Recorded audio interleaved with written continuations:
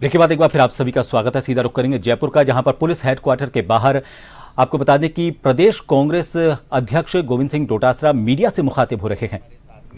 तो ये साइड से दिखाना चाह रहा था, लेकिन मुख्यमंत्री के काफिले में जो व्यवस्थाएं थी उनकी ठीक नहीं थी, प्रोटोकॉल के मुताबिक नहीं थी। काफ़ी गैप उसमें आगे की पुलिस की गाड़ी में और उसमें था, और एक सांड अचानक आ गया, काला सांड था। और जब सांड आ गया तो गाड़ी रुक गई मुख्यमंत्री जी की। तो इसने जाकर के पास से कहा संभाग बहाल करो, नीम का थाना जिला बहाल करो, और झंडा दिखा दिया। और वापिस जब गाड़ी रवाना हुई तो वो चला गया। उसके बाद में उसके भाई को, उसके पिता को, उसके रिश्तेदारों को, उसके मित्रों को, जानकारों को, 2-3 दिन से जिन जिन से बात हुई उन सब को गिरफ्तार किया गया। मेरे घर पे भी पुलिस तैनात की गई कि यहाँ नहीं आ जाए, यहाँ आ जाए तो इसको पकड़ लेंगे। यहाँ तक भी विचार किया गया कि गोविंद डोटासरा के घर छापा डालो और उसकी तलाशी ले। लेकिन किसी की या तो हिम्मत नहीं हुई या उनको पता लग गया होगा कि भाई यहाँ नहीं है।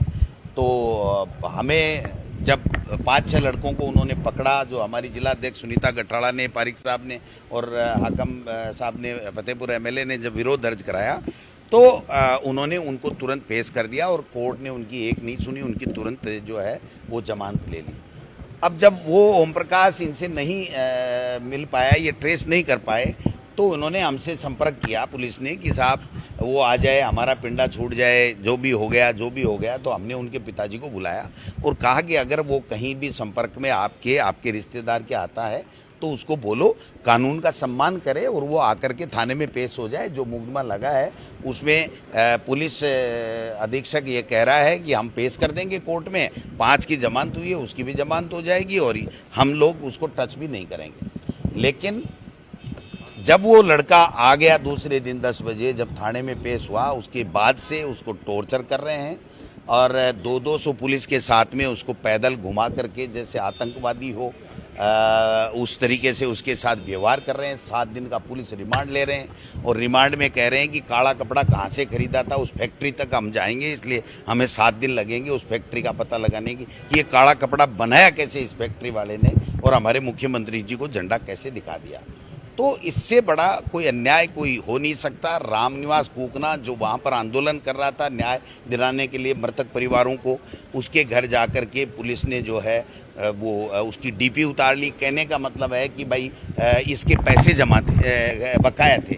अब पैसे तो राजस्थान में पता नहीं कितने के हैं, लेकिन उसको कहा गया या तो आंदोलन खत्म करो, नहीं तुमको ऐसा कर देंगे कि तुम्हारी ज़िंदगी में तुम जेल में सड़ोगे और तुम्हारे जो है वो यहाँ से बिजली काट देंगे, पानी का कनेक्शन काट देंगे। इंदिरा मीणा जो है वो हमारी विधायक हैं, उन्होंने बाकायदा वीडियो दिया और उसके बावजूद भी आज तक मुकदमा दर्ज नहीं हुआ। और इनके खिलाफ 307 का मुकदमा, आप सबने मीडिया के भाइयों ने देखा होगा, ये केवल उससे गर्मा गर्म बहस कर रही है कि आपने इस पट्टिका को कैसे तोड़ा, आप दारू पी करके बदमाशी क्यों करने आ रहे हो। इतने में 307 का मुकदमा दर्ज होना, तो जो पुलिस का जो चल रहा है, और ये हर अधिकारी जिले का ये कहता है कि हमें सीएमओ से निर्देश मिलते हैं। अब सीएमओ में कौन निर्देश देता कौन नहीं देता, ये भी हमने डीजीपी साहब को कहा है।